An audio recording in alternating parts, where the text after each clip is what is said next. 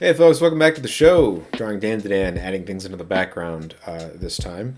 As I'm looking up reference images for the Serpos, I learned that that's apparently a reference to a real conspiracy theory, which I will need to do more research on at some point. But supposedly a top secret exchange program. 12 U.S. military personnel were sent to Serpo, planet Zeta Reticuli, in the 1960s and 70s. And Zeta Reticuli is the planet that the Serpos claim to come from in DanDaDan, so I guess that is a reference to real conspiracy theory. Isn't that something? You learn something new every day, and most of it is nonsense. Anyways.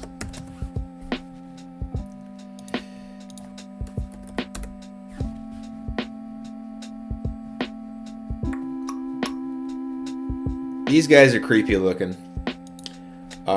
I'm doing them with the human disguises. Their actual real forms are cool too, but maybe we'll get them in there. I'm just more interested in doing the creepy human, the creepy fake human faces. I'm gonna make this even smaller.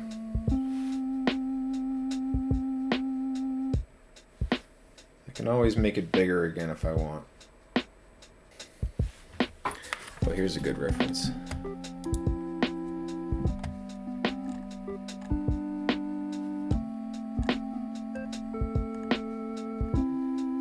This design is sublime to me. The Serpo design. It's just so hello fellow human kind of perfect level of creep.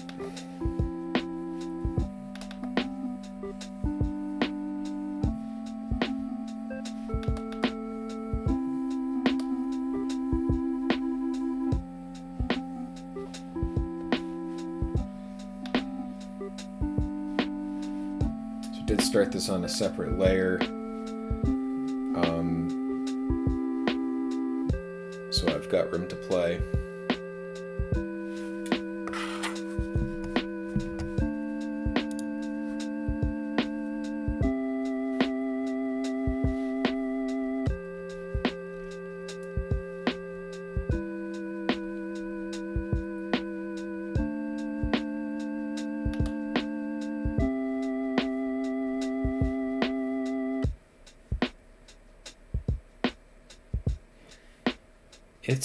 It's warm today. I'm listening to, you can never hear the music I'm actually listening to. Because I don't want to get copyright struck. But I'm listening today to something entitled Thanksgiving Lo-Fi. That's when I'm recording this. It is November.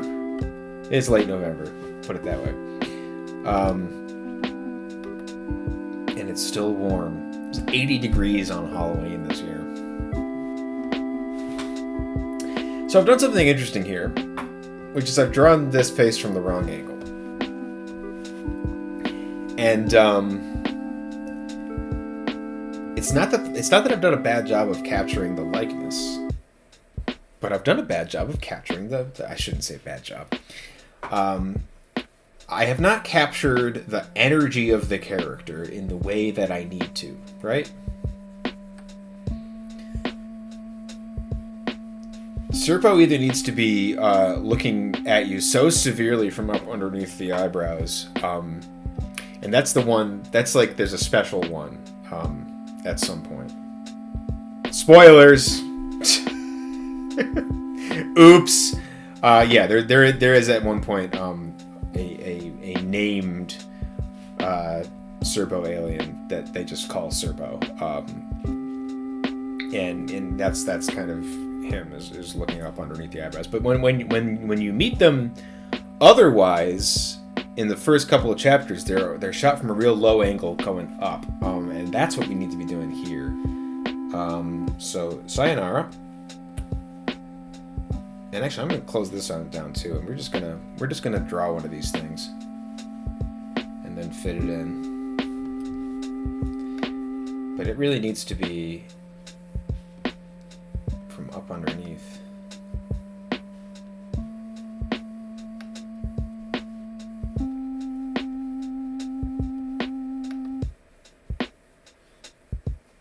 And he's got kind of the, the weirdo salaryman haircut.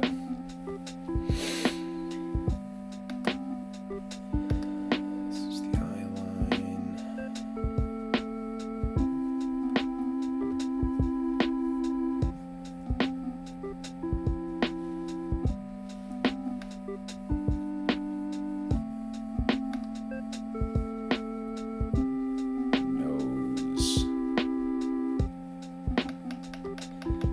Wide nose. Give me this one. Yeah, that'll do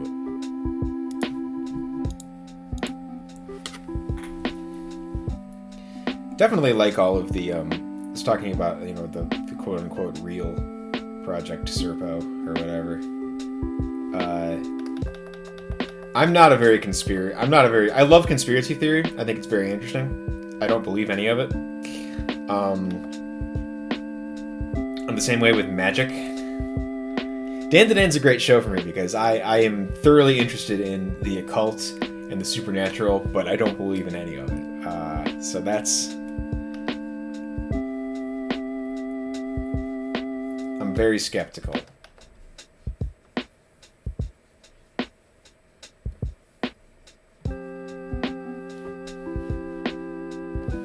That's not very good.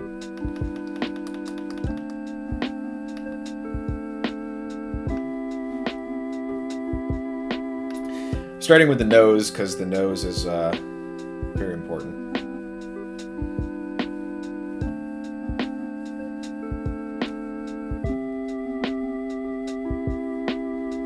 Just kind of work out some of these shapes.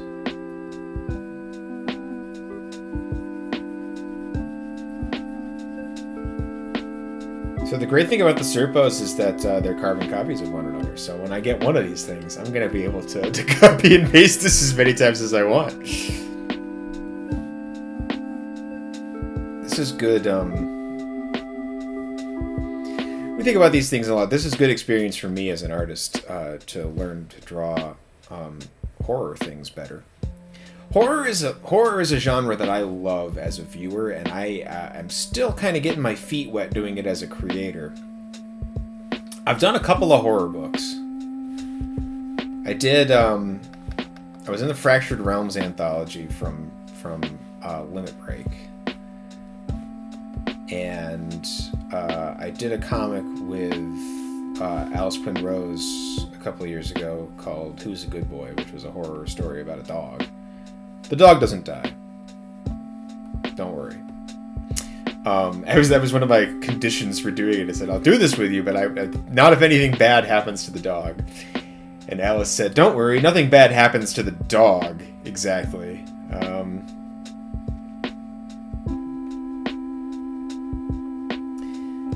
In any case, I'd love to do more horror stuff. But I do sometimes find myself in a difficult position when I try to pitch writers that are working on horror things, because my portfolio is mostly sci-fi fantasy and action, which I also love drawing, but it's like I would love to be able to get into like a straight horror book where it's just like we're drawing creeps, freaks.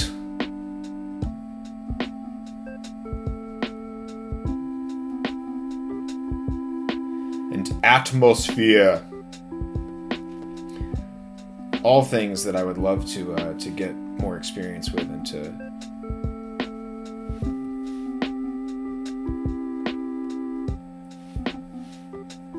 add more to the portfolio. I should remember. I did illustrations for a book called Base Tape Massacre a couple of years ago too. That was a horror book.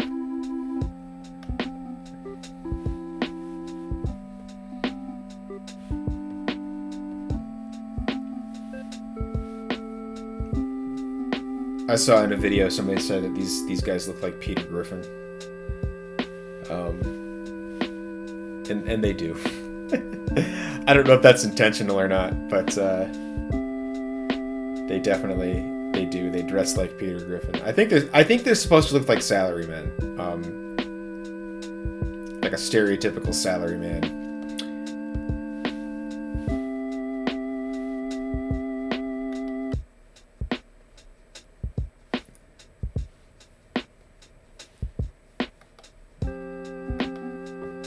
When I was I ended up watching a lot of YouTube videos when I was in Tokyo, because none of my video streaming services would work. So I ended up watching a lot of YouTube. And so I watched a lot of these videos like about like, just like day in the life of different people who live in Japan. And one of them was like day in the life of Japanese salaryman, and I was expecting it to be much more depressing than it was. Because my touchstone for that prior to watching that video was Psalm 100, where he works for a quote-unquote exploitative company. And I have a feeling there's a lot of that out there, because that's what jobs are. But the salaryman video that I watched, they dressed in a style called Cool Biz, which essentially is what the Serpos look like, which is not like jacket and tie, but just kind of like trousers and a button down.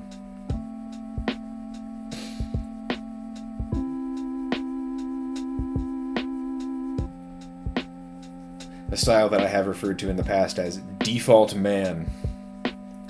How big is my canvas? Big. Okay. Look at these freaks. I do love the word freak. You can just put so much stank on it. I should put a qualifier where it's like freak positive. So here's a cool thing with these dudes. And I've talked about why you need to learn anatomy, right? And why that's so important for character design. Because you need to know the rules so that you can know like what to accentuate and what to break, etc., etc. And the Serpos are a great example of this. Horror drawing in general is a great example of this one I'm about to talk about, which is like the Serpos are constructed incorrectly, and that makes them creepy. They have all of the facial features, and they have all like the head features, but like the ears are too low. They don't have eyebrows. They look like rubber masks. They're uncanny. The mouth is too wide. It goes past the edges of the eyes. We could find half a dozen other things, I'm sure. But we'll focus on the ears and the mouth, because those are the two most obvious ones, and they're the only ones that I see at the outset. But the ears, the top of the ear is at the bottom of the nose, and I've actually put my ear in the wrong place. And the bottom of the ear is very low.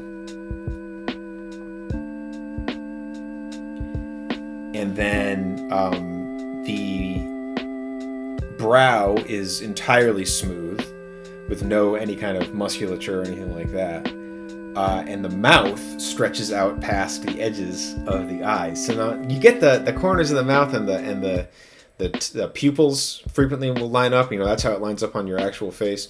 But when you smile, the corners of your eyes and the corners of your mouth really they line up. They don't get you can't get your mouth out past your eyes. So doing that is creepy. And that's how you get kind of that uncanny appearance. If you've read The Last Halloween, or you're familiar at all with Abby Howard, who you might know better from the game Slay the Princess. But Abby Howard is a fantastic artist and cartoonist who has a background in like veterinary biology, I think.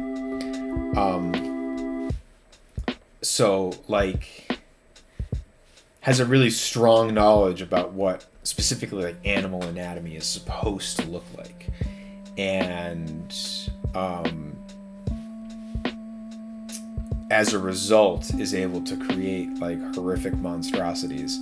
Because once you know all the rules, you know all the things that kind of like make something a cohesive object, and then you can break all those rules and make people feel really bad about looking at the thing that you've drawn.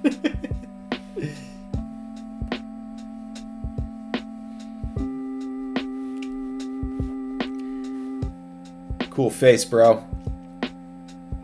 Alright. I'm gonna draw some hands.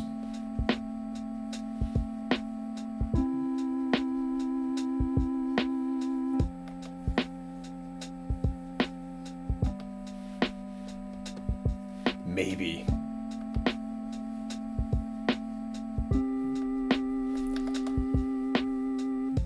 Something about grabby hands. It certainly skeeves me out.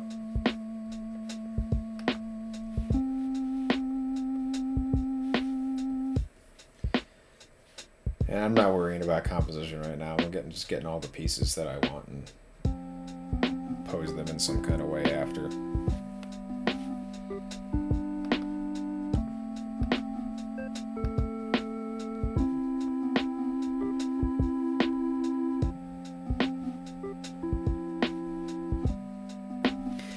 These dudes have 5 fingers.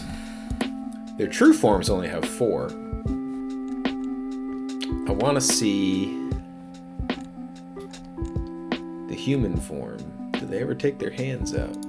The human forms have 5. Something that I'm going to do at some point is create a tutorial for like how to draw easy hands.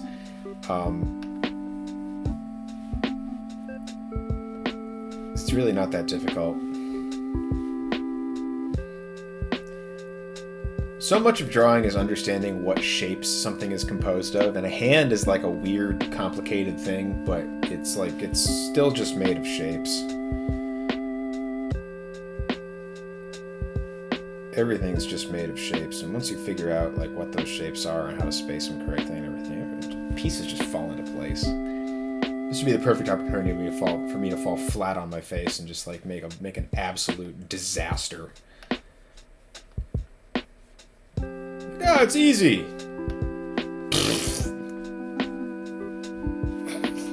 Might be what's happening. That might be what's happening. The issue that I'm actually having is that I want to do one of these.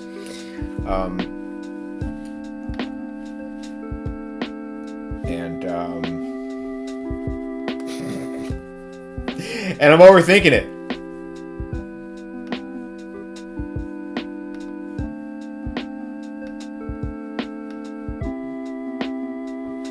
Yeah, that's a hand, right?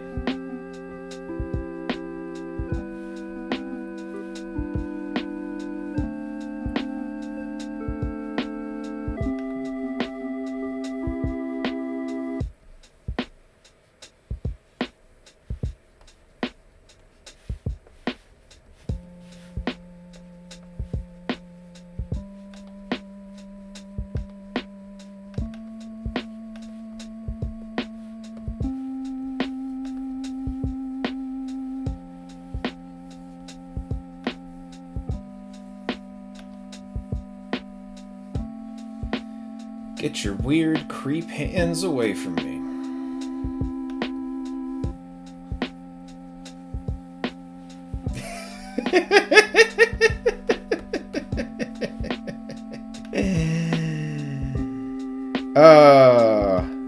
It's fine.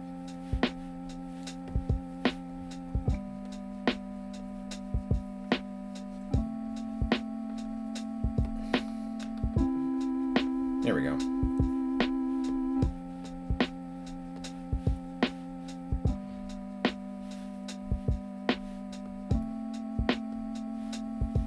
Not quite. We're getting there. Perspective. Oh, Lord.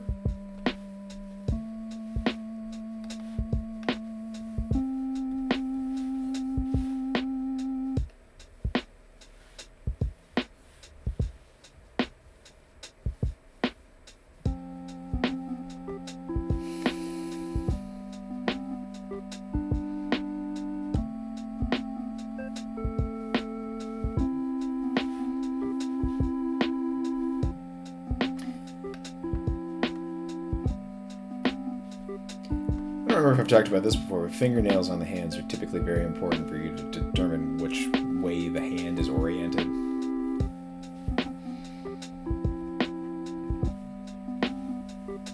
It's like the fingernail's most important job.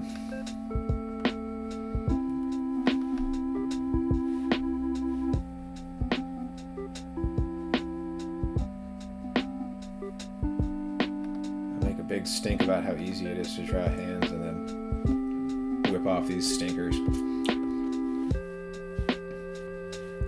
Why would I ever draw a normal pose when I can draw a weird, complex one? That's what's fun. That's how you get growth. That's true, though. That is how you get those things. Challenge yourself. You know, the basic shapes are really still all there. You got your kind of like palm, and then the thumb bumps out, and then if you're drawing from this, so you get the knuckles, and the knuckles array like that, right? This is where that web comes in, and the fingers themselves.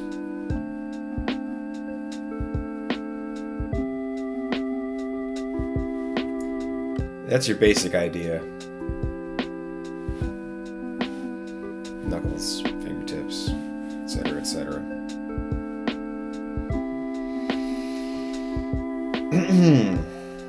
Do the same thing on this one I did with the last one. Just kind of lightly.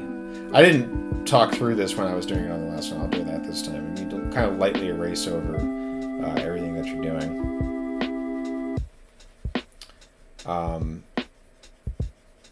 And this is really more of a technique that you would use on a paper sketchbook with with a lead holder and a kneaded eraser. But the same principle works for digital too, where you just leave back behind artifacts of your drawing, and then you can go over them more cleanly.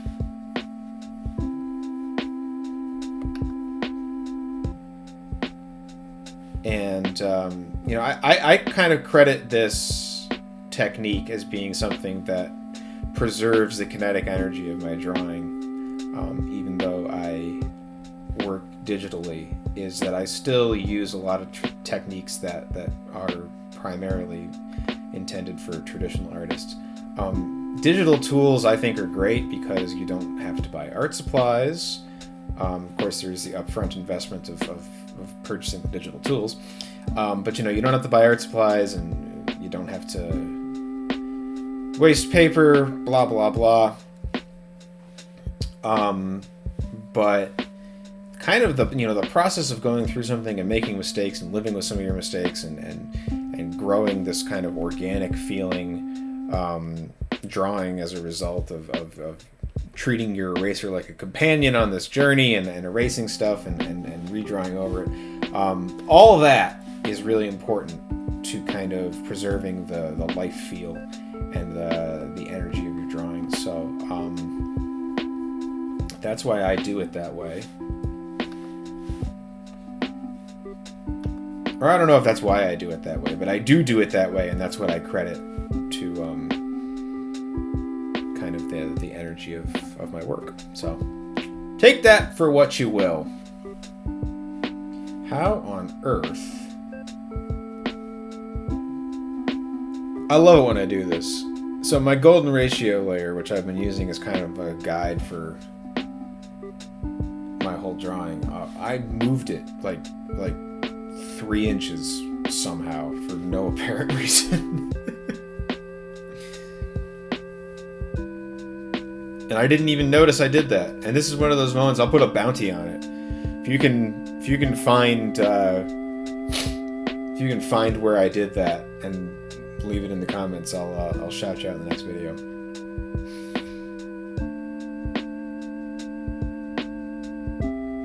It's a low tier reward, but it's a low importance bounty. It's one of those things where it's like, I don't really care, it just drives nuts sometimes, and I'm like, when did I do that? When did I make this error? Okay, that's good. That's... Do I want his hands to be like...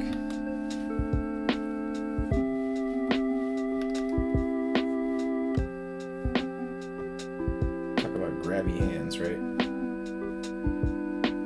Grabby hands coming in for the grab.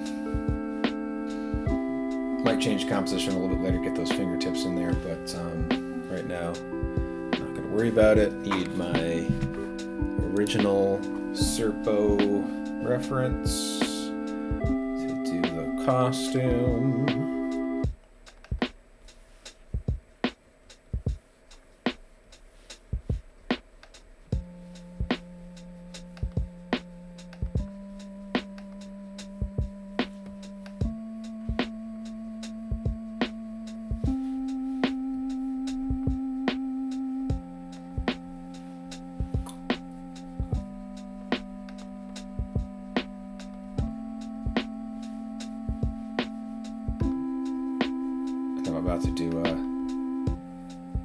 I'm about to pull some kick-ass Wally Wood stuff here. I can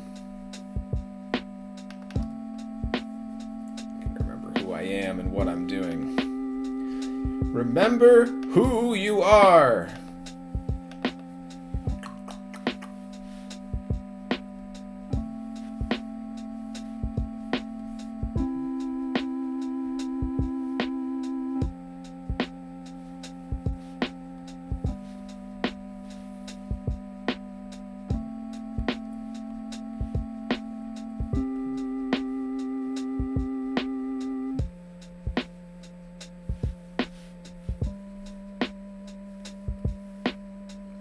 Remember when I said these guys are carbon copies?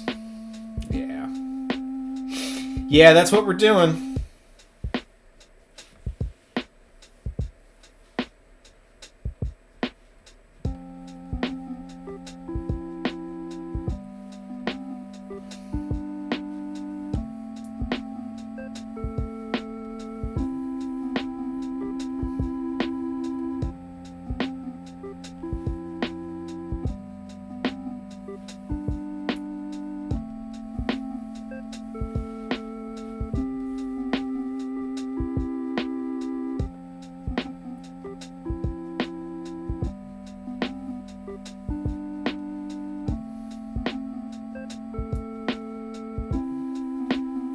This is fun because it's like having a stamp.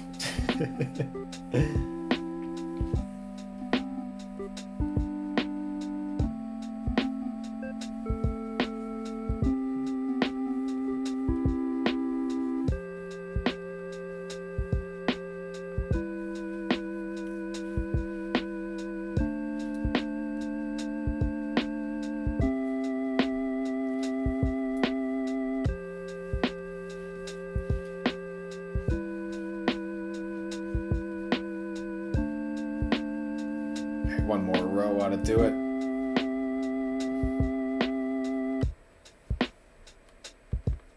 Look at these creeps.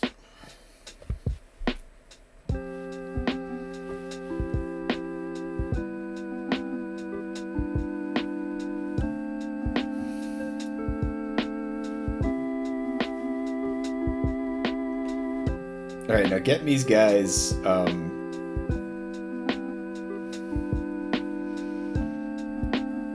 I'm about to have a fun and interesting time that we'll see if we can get it on camera, but I might screw it up, and I might need to redo it several times, because what I need to do now is collapse these layers and erase parts of them so that this all kind of works.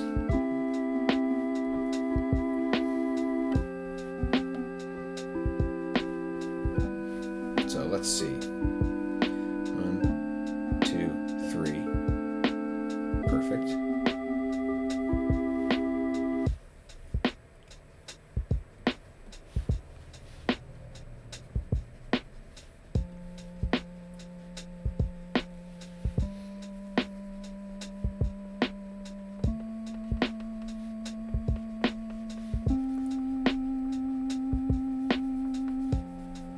Stuff like this, I think, is a lot of fun. I don't know. It's a little bit different than what I normally do. It feels almost like a game. Gamify everything. Why not? This world sucks. At least play a game. Okay, down to 3. 4. Great.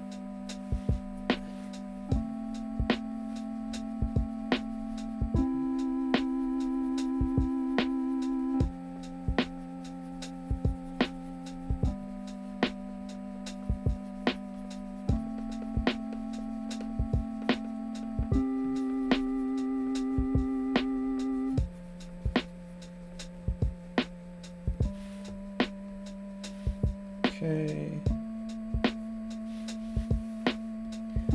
Down 2.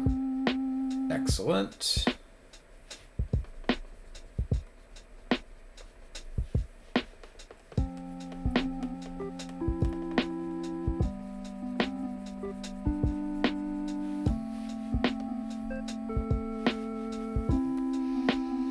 Just like that, we have an army of Serpos. And we're gonna do like the blackout,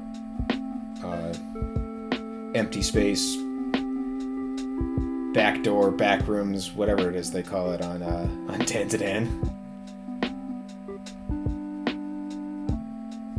Whenever the aliens show up and you get like that sideways dimension where the sky goes dark and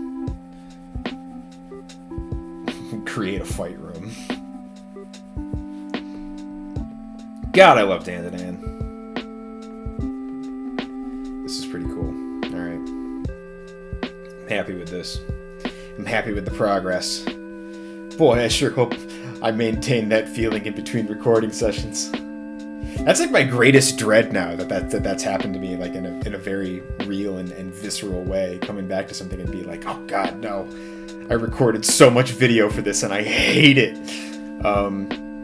My greatest fear used to be forgetting to press the record button, but that already happened to me. So I'm over that. The new hotness is what if I did a bad job and I have to live with it forever. So I'm actually not going to erase the area behind Momo and Okra in here. I'm going to do a layer where I just draw some white over it so that all the figures can be seen clearly. And then we'll figure out the exact posing and posturing of it at a later time. Starting to look like a thing. Love it when that happens. Alright, that's going to be it for today. Thank you for joining me. I hope you got something out of watching the video. I know I certainly got something out of making it for you. If you want to check my links in the...